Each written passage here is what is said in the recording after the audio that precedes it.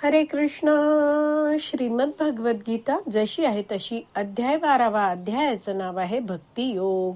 श्लोक क्रमांक 15 वर श्रील बलदेव विद्याभूषण यांनी आपल्या गीताभूषण टीकेमध्ये पुढे आणखीन काय लिहिलं आहे ते वाचायला सुरू करणार त्याआधी श्रील प्रभुपादांना प्रार्थना करूया.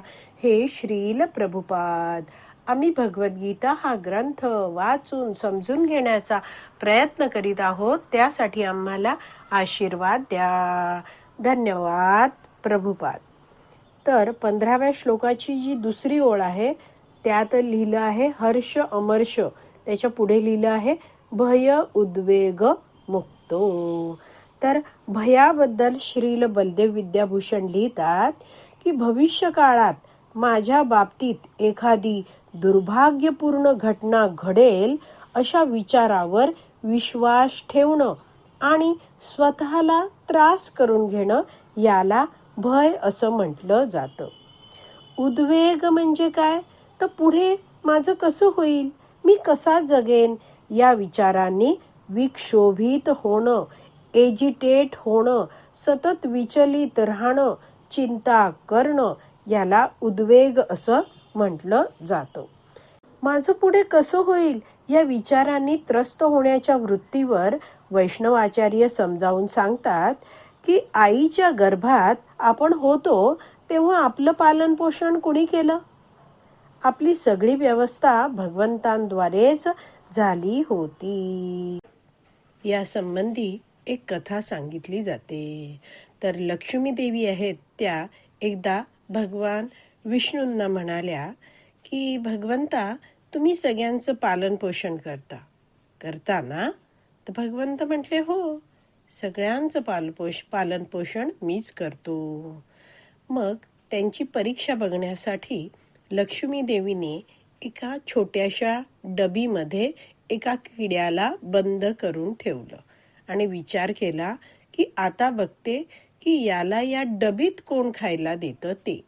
दुसऱ्या दिवशी जेव्हा लक्ष्मी देवीनी ती डबी उघडली तेव्हा तो आतला किडा तांदळाचा दाणा खात असताना त्यांना दिसला आणि मग विचार केला की ह्यात बंद डबीत ही तर मी इतकी कडी कुलपात ठेवली होती की माझ्याशिवाय तर कोणी ह्याला हात लावला नाहीये, मग ह्यात तांदळाचा दाणा आला कुठून?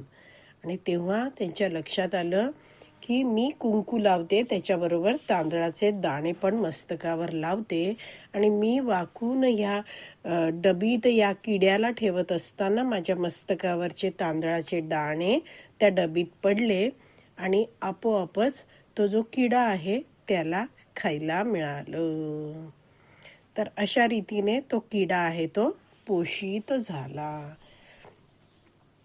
एक संत होऊन गेले आहेत, त्यांचं नाव आहे मुलुक. दास मुलुक असं म्हटलं जातं त्यांना.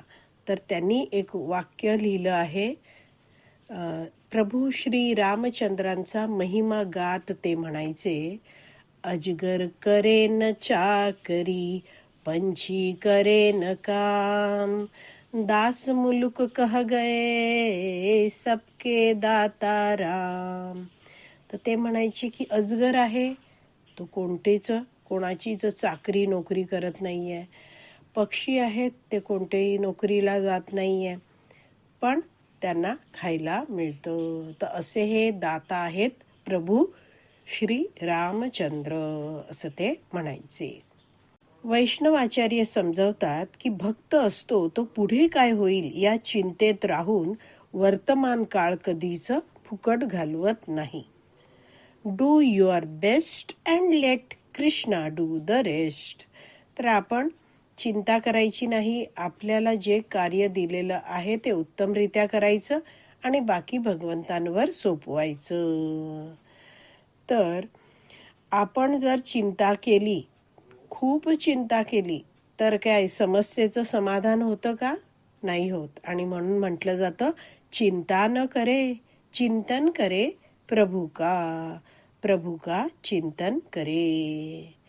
भगवंतांवर हा भक्त आहे तो विसंबून राहतो. असं म्हटलं जातं की a devotee is fearless but not foolish. भक्त हा अभय आहे, भगवंतांवर अवलंबून राहतोय, भगवंतांवर पूर्ण विश्वास आहे, त्यामुळे तो भयभीत होत नाही. पण भक्त मूर्खासारखा सुद्धा वागत नाही. असं नाहीये की मी शरीर नाहीये, मी आत्मा आहे म्हणून मी ट्रक समोर उभा राहीन आणि धावत्या ट्रकच्या खाली येईन आणि मला काही होणार नाही, मी परीक्षा बघेन भगवंतांची, असं भक्त कधीच करत नाही. तर सारांश रूपात आपण जाणलं आहे की वरिष्ठ भक्तांच्या मार्गदर्शनात जेव्हा भक्त भगवान श्रीकृष्णांना शरणागत होतो आणि त्याने भगवान श्रीकृष्णांची भक्तिमय सेवा सुरू केली आहे, तर त्याला रोज वैदिक शास्त्र श्रवण करण्याची संधी मिळते आणि त्यामुळे त्याचा भगवंतांवरचा विश्वास आहे तो दृढ होत जातो. त्याला कळलं आहे की भगवंत आपलं नक्कीच कल्याण करणार आहेत आणि त्यामुळे असा भक्त उगीच भविष्याबद्दल चिंता करत भयभीत होत नाही. तो प्रामाणिकपणे आपली कर्तव्य करत भगवंतांच्या भक्तीमध्ये मग्न राहतो. तर एकदा पुन्हा 15व्या श्लोकाचं भाषांतर वाचूया आपण.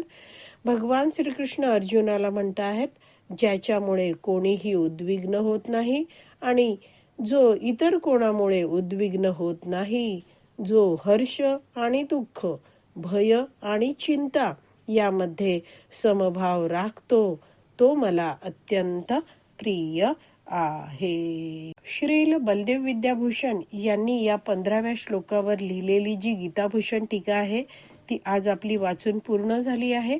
आज आपण इथेच विराम देऊया. श्रीमद भगवत गीता की जय. श्रील प्रभुपाद की जय. हरी बोल.